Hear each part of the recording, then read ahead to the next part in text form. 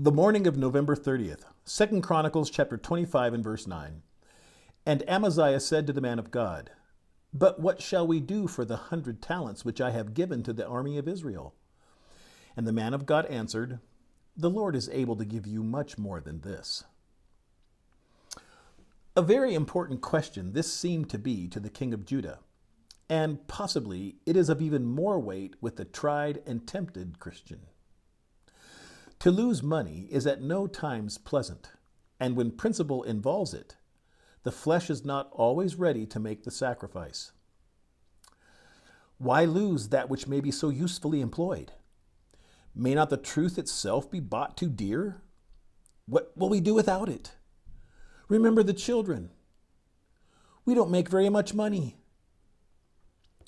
All these things and 1,000 more would tempt the Christian to put forth his hand to unrighteous gain, or to stay himself from carrying out his conscientious convictions when they involve serious loss. All men cannot view these matters in the light of faith, and even with the followers of Jesus, the doctrine of "we must live" carries quite sufficient weight. The text says, "The Lord is able to give you much more than this." It is a very satisfactory answer to that anxious question. Our Father holds the purse strings, and what we lose for His sake, He can repay 1,000-fold.